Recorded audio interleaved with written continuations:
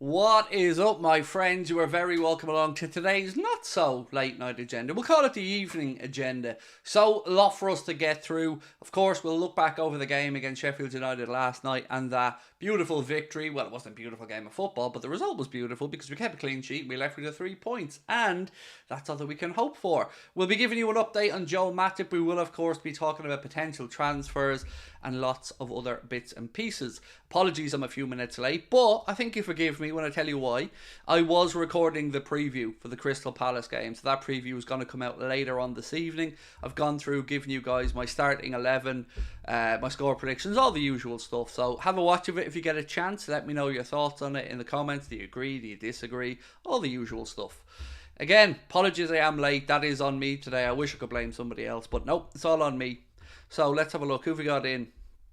Paul, Rohan, everybody else in the chat. Nice to see you. Michael Manning. Nice to see you. Gino Moran. Barry Aiken as well. How are we all? Look, I'll fly through the news as quickly as I can today because we're under a little bit of time pressure. It'll be just under the hour, I think, for today's stream. But I want to start off with something I spotted last night, right? So, Connor posted something on Anfield Agenda that said Ibrahim Konate versus Sheffield United, these stats via SofaScore. First player to win 20 plus aerial duels in a Premier League match over the last 3 seasons, and first player to win more than 12 aerial duels and maintain a 100% success rate in a single Premier League match since the start of the 15-16 season. Who am I talking about? I am, of course, speaking about Ibrahim Konate, who had a very fine game. But then I went on, as I always do. I like to compare my scores for the game with others. So I went on to Sky and I had a look at the match rating from Sky. And somehow they've given Ibrahim Konate a score of 5 out of 10. Make that make sense for me, please. How can those stats and such a solid performance end up with a score of 5 out of 10? The bias is real and it is pathetic. And I'm getting fed up of looking at it. It happens every week. I can show you at least one of these, and I don't know where they got 5 from, but Ibu for me was a very, very good performer in that game. So yeah, no idea where they got the 5 from. Just to give you some other context of their scores, they gave Endo a 6 as well. Endo a 6. Kelleher a 6. He did nothing wrong. He made a big save in the first half and did nothing wrong. It's weird. I don't understand sometimes what these people are watching when they do these score predictions, score ratings. Sky upset because City lost. Well, you never know. You never know. Do you know what? I do find it funny, though, that Manchester United banned Cave Solokol or whatever from that press conference. I'm just thinking, imagine banning Sky, who we all think are their biggest cheerleaders at United. I found that one very strange. Is AB1 back in training? Not sure. I can tell you Jota's back doing a little bit of running, which is some good news. He could be back a little bit earlier than we thought. Also, with regards to Alexis McAllister, Jurgen gave an injury update there, saying that he needed a couple of stitches, so he won't be available for the Palace game, but I don't think he'll be out for much longer than that. But the bad news is unfortunately around Joel Matip, and that's where I wanted to start today's stream, really. So Jurgen confirmed yesterday that Joel Matip did indeed have an ACL injury, which is going to keep him out for the whole season at this point, unfortunately. We see somewhere usually between 8 to 12 months for the recovery from an ACL, and you take into account the fact that Matip's 32, you ask yourself a very difficult question. What should Liverpool do in this situation? Because Matip's contract is, of course, up at Liverpool at the end of the season, and with an ACL injury and on the wrong side of 30, you've got to say, what is the right thing to do? So I thought about this for most of the day, and the best I could come up with was, I think Liverpool need to help him recuperate. I think Liverpool need to stand by him from the regard of making sure that he is there with them to rehab. So what I've come up with is maybe the club could look at a 1 year, very, very minimal contract extension on small money just to basically help him rehab and get there. I know people will say that maybe that's a little bit too kind. Maybe football, is a business and all, but I could be acting on emotion here. I could, but it would feel very, very sad to see Joel Matip's career at Liverpool end that way, because he's been one of our best free transfers. He's been a player I think we all enjoy, we all like. Yeah, my fear was, and I think I said it during the game at the time, when I seen him go down with his knee, you fear for the worst. And unfortunately, Jurgen did give us that confirmation that it is an ACL. So I guess I want to know, firstly, what do you guys think we should do? Sounds like we should have our first poll of the chat. So let's get that open and see what you guys think. So, right, Matip situation. Should we let his contract expire in summer? Give him a 1 year, no, that's not how you spell year, Craig, year extension.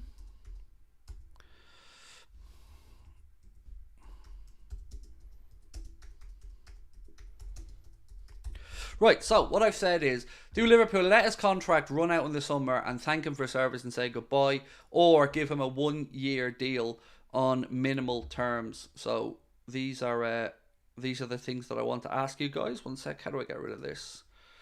There we go, get rid of that.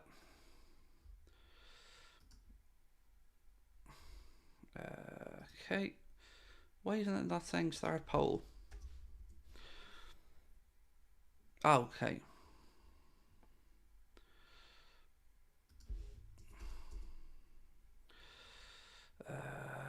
Why is this too long? Okay, there you go. Okay, there you go. Sorry. Poll's up there now. So, is it going to be bye-bye Joel Matip in the summer, or a 1 year deal, reduced terms? Expire, he's been a fantastic defender for us, but he's aging. Do I like pickles? That's a very weird one. No, I don't, mate. Matip Liverpool career is over, sadly, says Franz Kahn. Michael Manning, how are you, mate? Good evening. Limited terms, he can be a backup, said Lauren. I'm struggling with this one, Lauren, to be honest with you, mate. It's one of those, are we letting our hearts rule our head? You know, this could be one of those where the money men really should be making the decision. It's a tough one. It's a tough one to figure out. Give him an extra year, said Jack. I would give him another year, but I don't think he'll get it, said CD Saba. But look, either way, where I wanted to go with this conversation was, surely now Liverpool have to go into the January market for a centre-back. I don't think we can get through the season with Virgil van Dijk, who can't play twice a week all season or he'll burn out. With Ibrahim Kanade, who's brilliant, but let's be honest, has had a couple of injury setbacks. And an inexperienced Jarrell Kwanzaa, and a Joe Gomez that we don't know which version of Joe Gomez is going to turn up. So I feel like we need to address this in January, or we're going to be in trouble. And I hope that you guys think the same, because I can't see us getting through the season in Europe, Premier League title race, with 4 centre-backs, all of whom you could argue could miss games for various reasons. No room for sentiment. Get an upgrade and somebody for longer term, said Liam. He's done. Get a new centre-back, said a Coppites Poetry.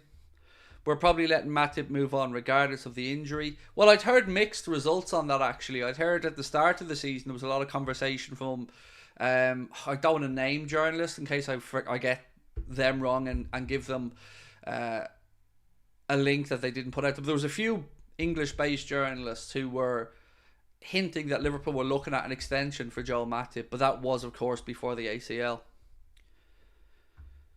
Do you think we'll go for a right-sided centre-back or a left? The plan was for a left during the last conversation we had. The plan was to look for a left-sided centre-back to rotate in for Verge. But with Jarrell Kwanzaa being as good as he has been, I don't know. I don't know if plans will change and if we will look for one who can play either side or one who can play left or right. I don't know at this moment in time. It would probably make sense if we believe in Kwanzaa, which I firmly feel we do. I think it probably makes sense to look for the right-sided centre-back now. But again, we'll have to wait and see what the journalists say.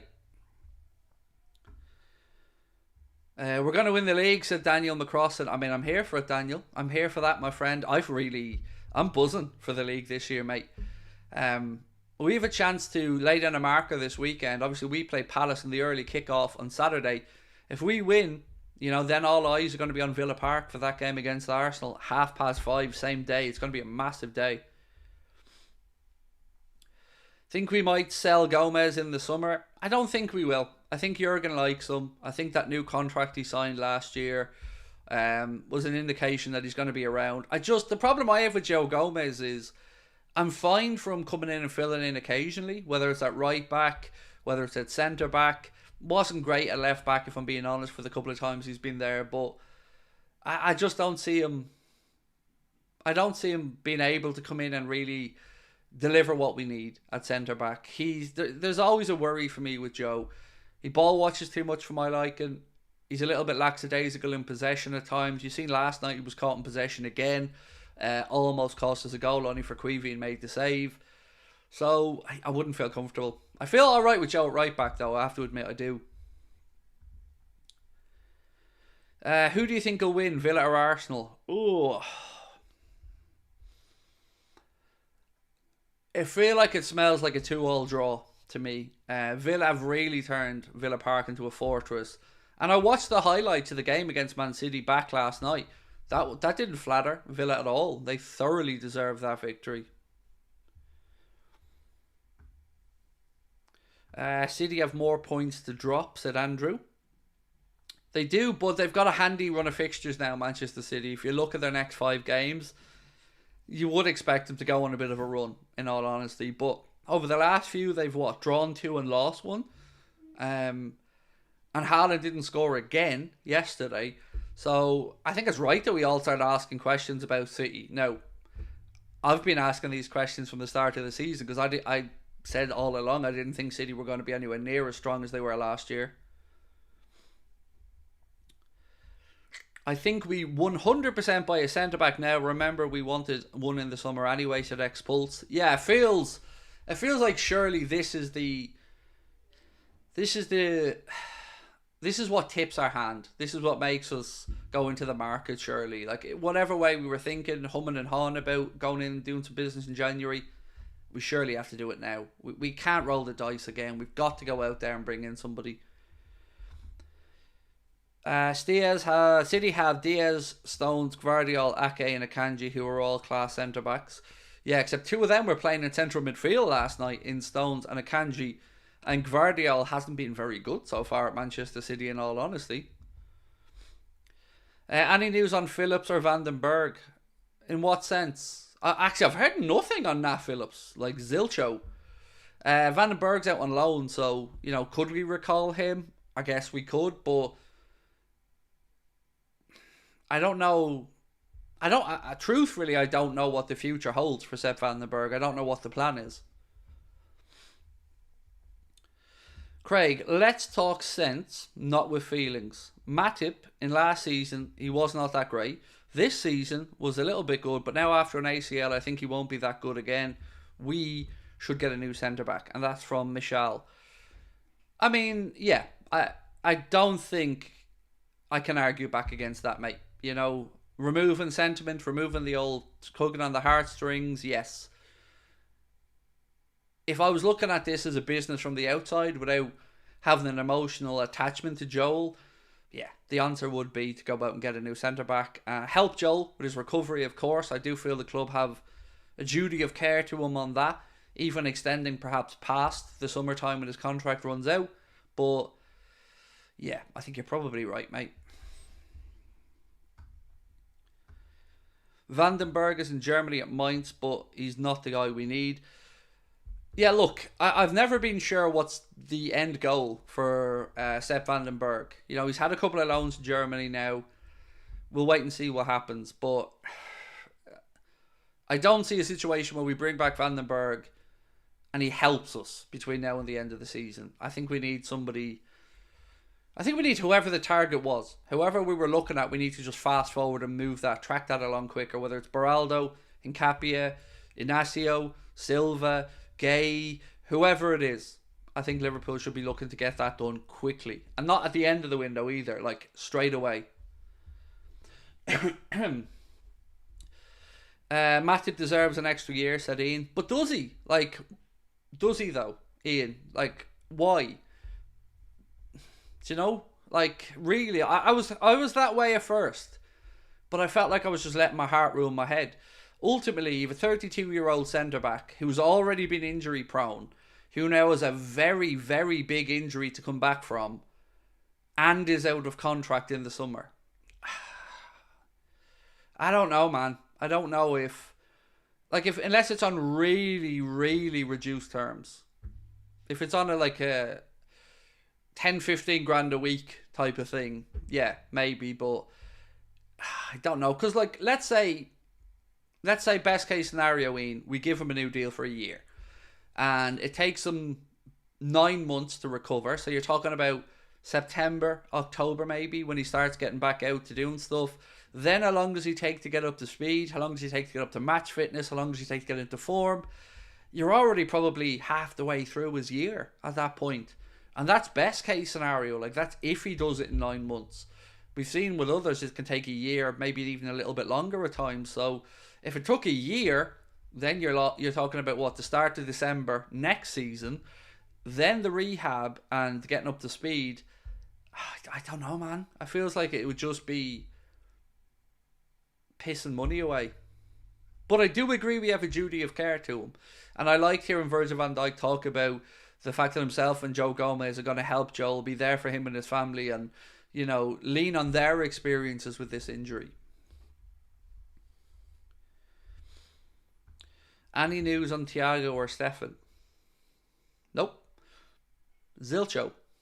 Which I get annoyed about, Ray, to be honest with you. I would like more updates from the club about Thiago. Not really about Thiago as such, to be honest. More I'm interested in Bajcetic to see when he'll be back.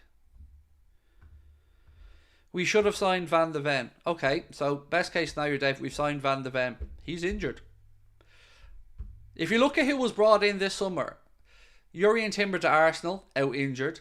Gvardiol to Manchester City, not really doing well. And Van de Ven to Spurs, out injured.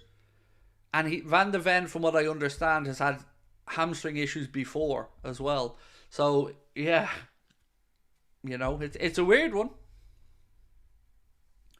Thoughts on Todibo? So, here's the reason I don't think Liverpool will get Todibo. Jim Ratcliffe. He's about to take over 25% ownership at Manchester United. They're going to need to bring in players. They're not going to want one of the first things that the new owner or the new potential owner or part owner to do is to sell one of his players from Nice to Liverpool. It wouldn't be a great look for Jim Ratcliffe. It wouldn't be the right kind of PR move for him trying to start out his new Manchester United venture. Unsurprisingly as well, and Mark's just sent me this because I would have forgot to bring it up. It has been confirmed that BBC will be showing Liverpool's FA Cup third round game on January the 7th against Arsenal at the Emirates. Again, that will be on BBC, so thank you for that, Mark.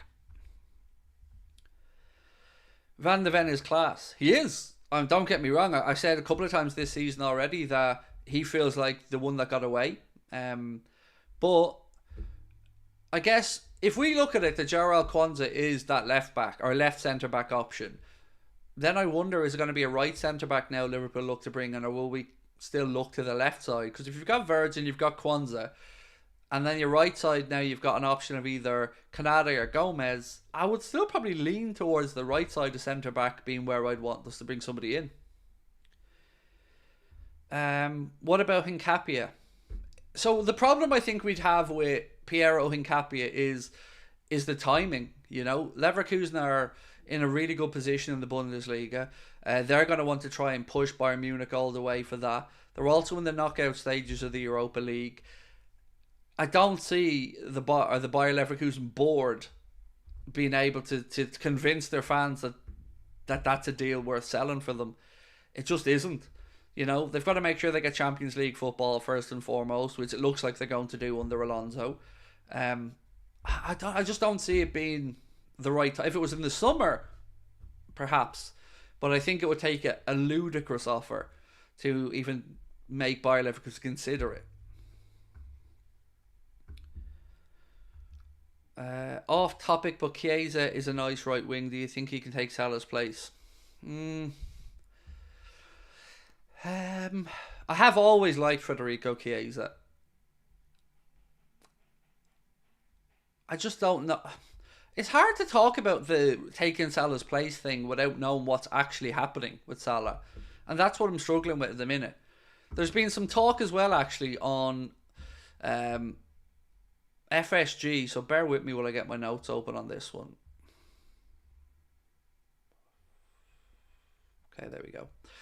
Right, so there was a post on Twitter from Moby Hake, who I'm sure a lot of you guys know, and it kind of plays off something. So there was an original post that said Redbird Capital's Jerry Cardinal has officially confirmed the long-running rumour that himself, LeBron James and FSG are working on bringing an NBA team to Las Vegas. So no big surprises there. We've all known that FSG, LeBron James were in and around that deal to try and bring that NBA franchise to Vegas.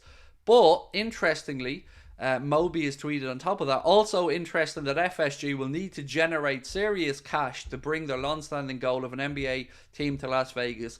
Keep an eye on what FSG does with Liverpool. But the last bit on this was, he said, interesting news.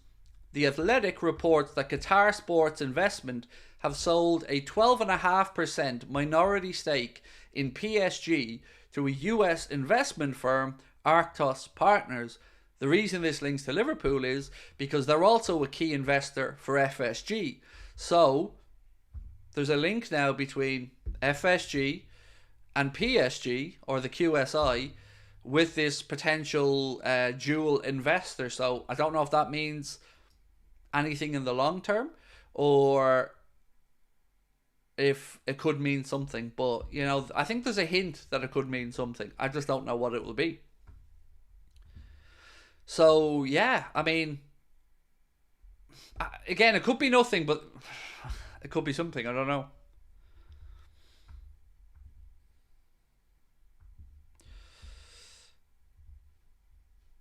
So, let's have a look at the poll. So far, we've had about 650 votes. It said, let his contract expire in the summer. So far is winning with 56% of the poll. And 1 year on reduced terms so far with 44%, but we'll leave that running. Craig, why should we extend Matip's contract while we can invest the salary into a new centre-back? So, again, what I've said, if you look up, is on very reduced terms.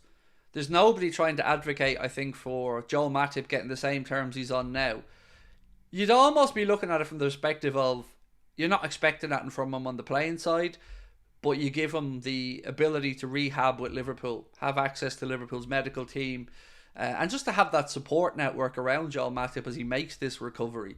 That's, I think, what people are talking about here, rather than the idea of him actually really contributing much from a new contract. João Neves update. There isn't one. We've never really seen a link for Liverpool and João Neves. It's not really existed outside of fans really talking about it. And I don't know why. You know, I don't know if it's the price. I don't know if there's an attitude issue there. But although I've been asked quite a bit about this, yeah, I've never really seen the link, or never been told about it when I spoke to anyone.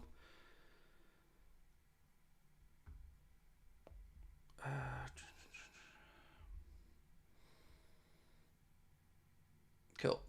Right, where's Colin Brooks? Gotta find Colin. There you go, Colin. So, Colin, Mark has asked me to make you a moderator, mate, on the channel. So, congratulations on that one.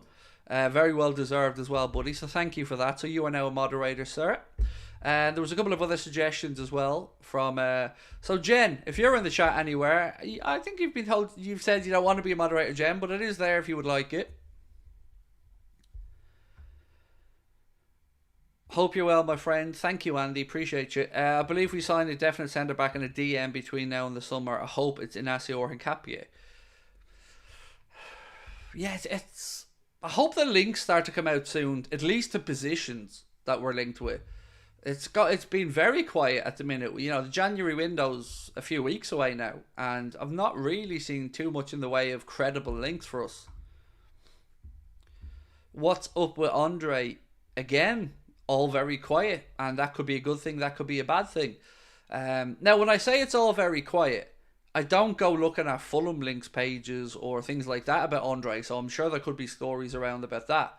But from our perspective, it's gone quiet, but that doesn't necessarily mean it's a no-no. So now you've got the added frustration for Fulham in that they don't have that guaranteed Bayern Munich money now for João Palhinha, because it looks like Bayern could be backing away a bit from that according to some reports.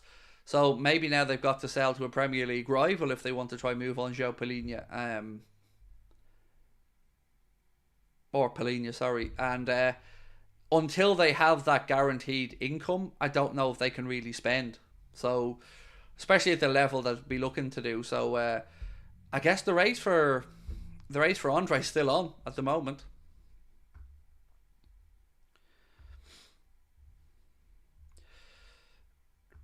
Talk to us about your tats. There's not much to talk about, mate. There's not real much meaning behind them. Yeah, there's not really much to talk about, mate. Just one sleeve, one half sleeve. Other than that, there's not really any interesting points to be made about them.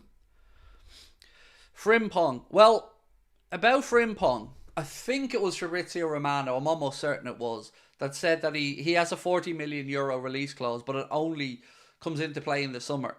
So if you wanted Jeremy Frimpong, again, you're going to have to pay over the odds in January, because Bayer Leverkusen aren't going to want to sell any of their star players halfway through a season when they've got a league title race and a European competition they're still in. And with that release clause coming in the summer, I just don't see it being feasible in January. If Colwell isn't available in January, would you be interested in signing? Or is available, sorry. No. He signed that new deal at Chelsea, and that's protected them now. So we're not going to be able to get Levi Colwell out with Chelsea. The only chance we had to do that was before we signed the new deal with them in the summer, which I would have loved. I can't lie, I would have absolutely loved Levi Colwell. LFC Spectre said Antonio Silva from Benfica. So that's the name that I would be looking at as well. I've got to be honest with you, mate, that he's right at the very tippity top of my list. But I can't lie and say I've seen credible links from Liverpool. Again, it's more our fan base talking about him than it is the club. Beraldo might be an interesting one. I mean, let's see if anything develops there over the next week or two. Can I see Liverpool going after Daniel Malin? Well, interestingly, I have seen a couple of stories linking us to Daniel Malin. I just don't think he's good enough. That's the honest. That, like, he works really hard, and I could see how Jurgen could use him, but I just don't think he's polished enough for us. And I know we tried to sign him before he went, or at least we were linked to sign him before he went to Dortmund from Holland. But I mean, you're not wrong. There have been links, definitely, but I feel weird about the links until we know what's going on with Mo. Because if Mo signs a new deal, we don't need anybody to come in from an attacking perspective. I mean, we've got more than enough up there. We've got 5 nailed-on players. Then you've got Doak, Cade Gordon, and some other youngsters. So, yeah, that's what makes this all difficult. Until we know what the hell is going on with Mo, I don't know how we can add credibility to anything in an attacking sense with regards to links. Tomori is a good shout. Look, I've got to be honest on Tomori. I don't watch enough of AC Milan to say if Tomori be a good fit or not. And I certainly don't watch the English national team games. So I'm kind of going to be relying on you guys a little bit to let me know if you think Tomori will be a fit. I think Mo leaves in the summer.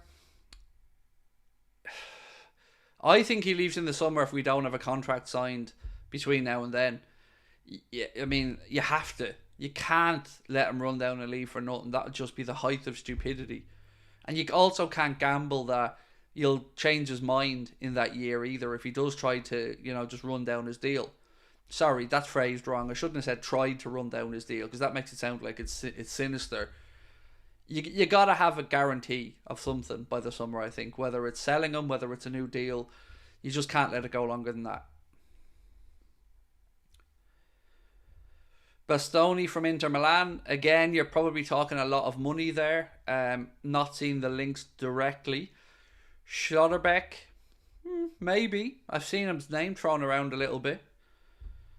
Like, I also really love that we don't know what's going on, by the way. That I gotta say that. I love a Liverpool transfer where we're all thinking, what, and then boom, it's done, and we're all going, that's the one. Watching something earlier, and they spoke about Roberto De Zerbi or Alonso being a good manager after Klopp. Thoughts? Yes. I think most people in the chat would probably say that that's two names there that we'd all feel comfortable with. I don't know about you guys, but I've always been thinking that De Zerbi is going to end up taking the City job. I don't know if I'm just deluded with that one, but Alonso, I think the timing's not going to work out for Alonso. I feel like the Bayern job or the Real Madrid job is going to come up and be offered to him before Klopp's contract is up. So for that reason, I don't think we'll get Alonso when Klopp leaves. CJ118 cross with LFC said Mark Gay. Good show. Homegrown as well, if I'm not mistaken. He's English, right? Or is he? I think he's English, isn't he? I think Mark Gay's English, right? Yeah, well, I wouldn't say no, to be honest with you. But do we need that side?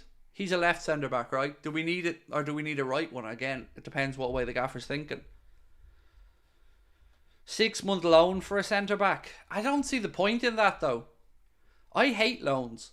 And this is why I hate a loan. Let's say we bring in a loan for 6 months and he does well. Well, then we're going to have our pants pulled down on the price. If he does shit, then we're back to square one of having the same headache. So I don't see a loan being... We tried the loan option before, remember, with Ozan Kabak and Ben Davies. And, well, I think we bought Davies at the time, but that didn't work out too well, did it? Prem tax in January, though. Yeah, but Palace are under a bit of pressure now. So, you know, there was a few boos around Sellers Park when they were beaten by Bournemouth. Yeah. I mean, look, I wouldn't say no. I think that's a very credible suggestion. What about De Ligt?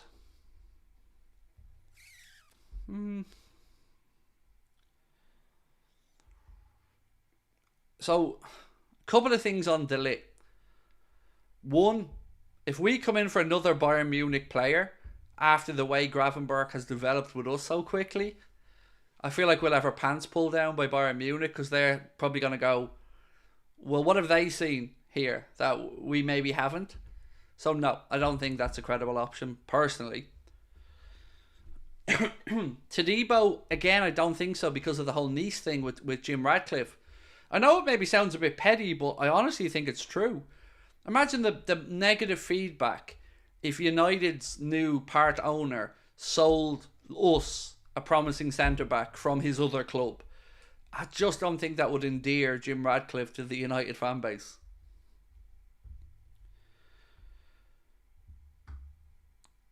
De Ligt sounds good, but that man's price tag is heavy. Yes, and if the wages that he was on at Juventus carried on at Bayern Munich, and I don't know what his wages are at Bayern Munich, then I'd also say he's on too much money. Klopp to extend his contract. Xabi Alonso goes to Real Madrid, then ends up Liverpool when Klopp eventually leaves. Yeah, I'll take that. Sign me up for that option, please. Give Kloppo 2 more years. Let Xabi go over to Real Madrid for a few years. Then, of course, they'll sack him like they do with every other manager, even if he wins a league title. And then he can come home.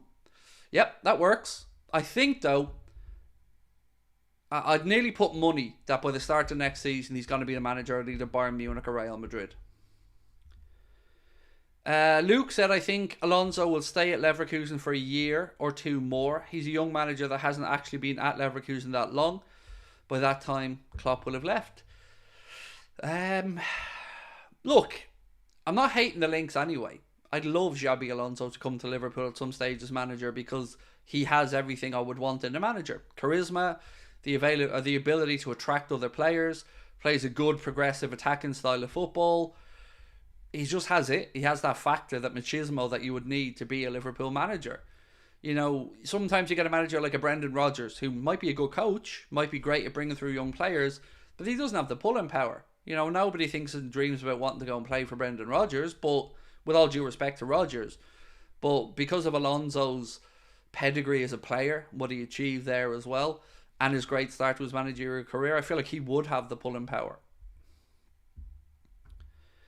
Lloyd Kelly, we've definitely been linked with him. What's this gentleman's name? Ujwal. I hope I've pronounced that right, mate. Apologies if I haven't. Yeah, he's been linked with us in Spurs. The last article I read on Lloyd Kelly said that he's been linked with Spurs more strongly and that they are more likely to make a move in the summer. But we've a long-standing interest in Lloyd Kelly from his Bristol days, again, if I'm not mistaken. Scalvini, who does he play for, Ian? Sorry, mate, my knowledge, I don't know who Scalvini is. I'm going to have to ask for phone a friend on that one, bud. I've seen a few of you have mentioned them in the chat. I'll need to use my phone a friend option there, folks. I like Barco. Well, he's a good young left back. Boca Juniors. I like Barco as well, by the way. I think Barco could be an ideal long-term Andy Robertson successor. And I like the idea of even buying Barco and leaving him for a year at Boca, or sending him somewhere in Europe elsewhere for a year to continue his development. I'd love that. I've spent a good bit of time looking at Barco, and what I see excites me. Apologies.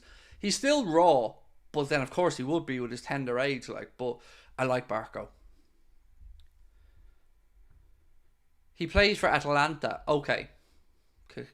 Yeah, I don't think I've seen... Do you know what? I genuinely don't think I've seen an Atalanta game this season.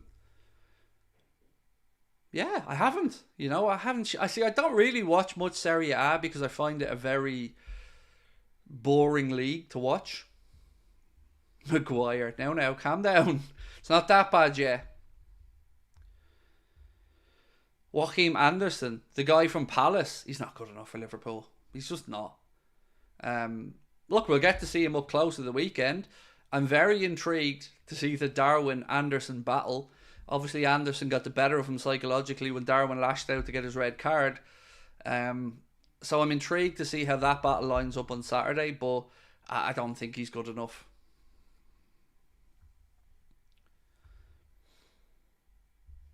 I do know what's on for the games tonight. Yes, myself and Adam are going to be over on top of the league at 7:45.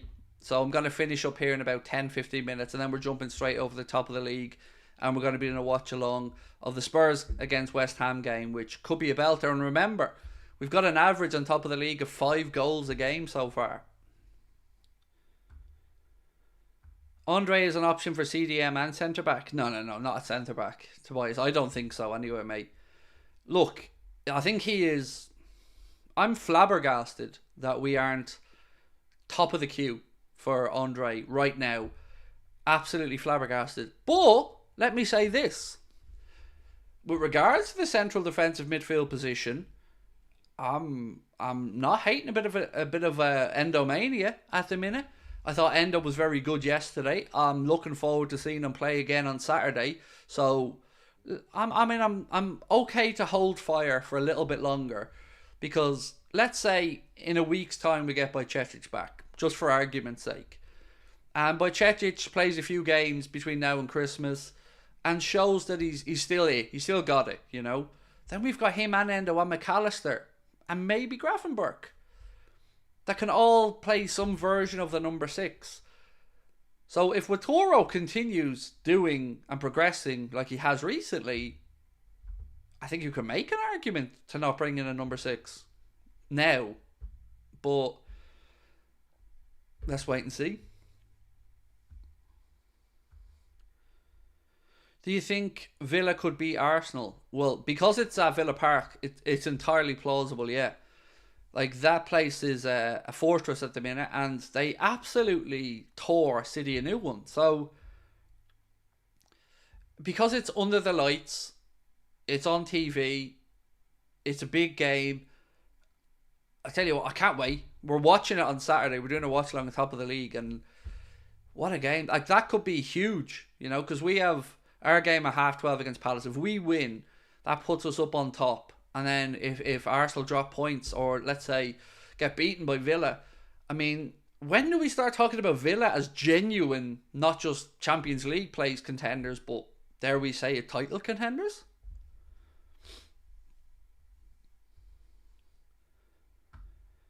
If Matip is not expected to be fit by the end of the season, then do not extend his deal. He won't be fit by the end of the season. You're talking 8 to 12 months, most likely. Villa looks scary. Well, thankfully, we've already played them at home this season and beat them 3-0. So, our Villa Park game, if I'm not mistaken, isn't until May. So, quite a while away yet till we have to go to Villa Park, which is good. I'm happy about that. LFC don't want to buy any midfielders due to block by Chechich's path. Yeah, no, we can all reiterate the lines put out in the media, mate, but that's bullshit. And I'll tell you why it's bullshit. If we were so concerned about not blocking by Chechich's path, why did we put in a £115 million bid for Caicedo? Doesn't add up, does it?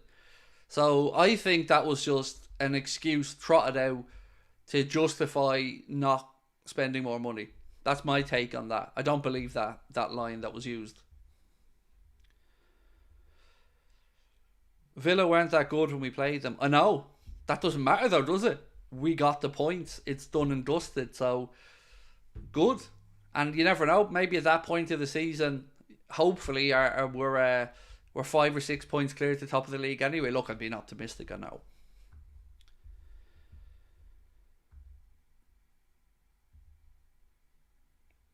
Craig, I just got bad news. Matip's out. Dude, you didn't just get bad news. That news has been out 24 hours on every network. We've spoken about it twice. We talked about it for half an hour on stream. We all know that news, Jason. It isn't just news that you got, mate.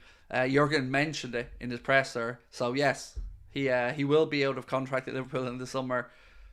Question is, what do we do? I mean, look at the poll at the top of the chat.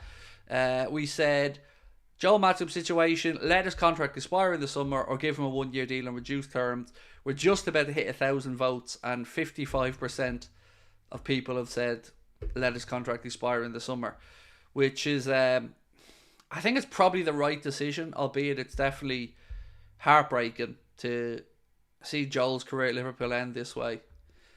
It really is. Like, he deserves better. Sometimes sport can be very, very cruel, and I feel like Joel Matip definitely deserved a better ending to his Liverpool career than this. Are you looking for any more mods at the minute? I think... Do you know what, Arian? I'm going to give you a bash, mate. I'm going to give you a try.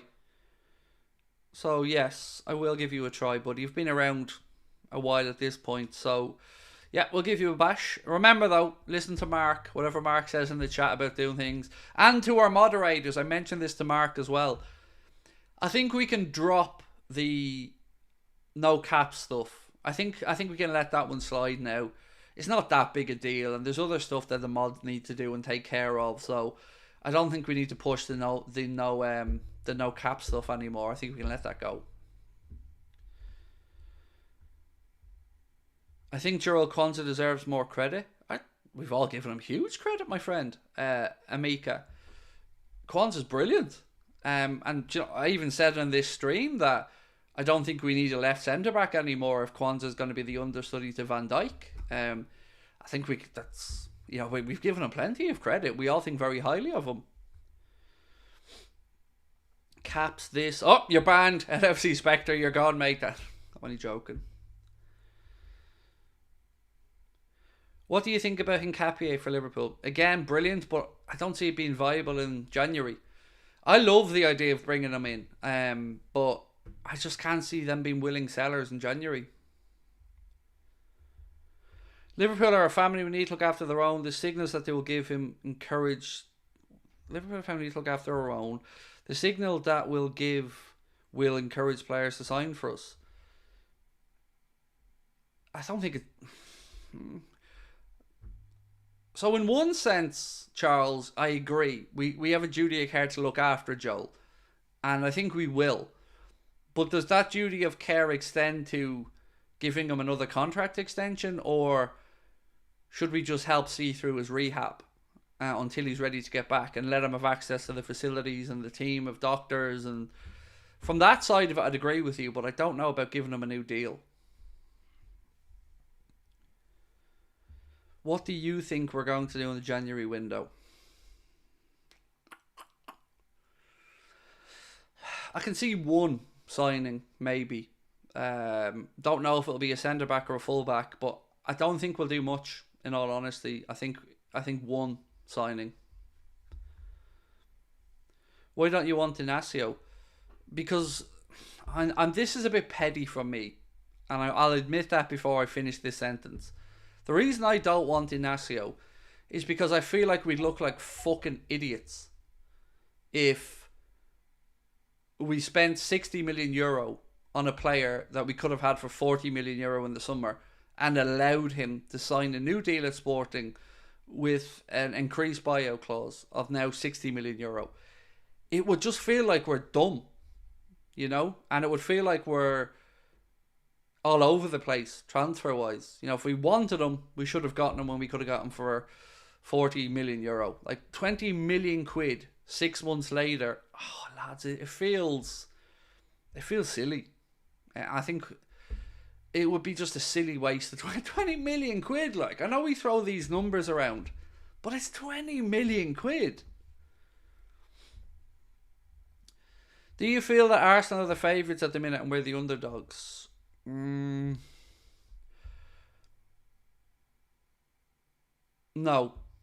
I don't. I think the world will still look at Man City and view them as favourites. I'm yet to be convinced about Arsenal winning the league. They're a really good team, don't get me wrong. I just don't know if they'll be there all the way through. Because they have this tendency to go through a little blip where 3-4 games where things just go a bit weird. And if they have an injury to a Declan Rice or something like that, I think it'll be February, March before I really start to think, yeah, Arsenal are in this for the long haul. But they will be there or thereabouts. I just don't know if I'd think of them as favourites yet.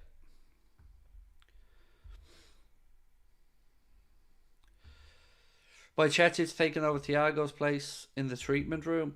Yeah, it's been unfortunate for Stefan. It has. It's been unfortunate. I recommend you do look at Scalvini after the stream. He's right-sided. I will look at him, Jason. It won't be after the stream, though, because I've got another stream to do after this stream on top of the league. Yeah, so it won't be after this one. Right, my friends, I'm going to go and get ready for the watch-along on top of the league. I will see you guys over there, hopefully, in about 10 minutes' time. Don't forget, drop a like on this video. And again, thank you for all of your support so far. We hit 230,000 subs last night, which is amazing. So yeah, hopefully see you on top of the league in a few minutes. Myself and Adam will be taking you through the Spurs-West Ham game. So yeah, appreciate you. Don't forget, preview is coming out in the next hour or two, so keep an eye out for that. I've done my starting 11 prediction and score prediction as well. So thank you guys for that.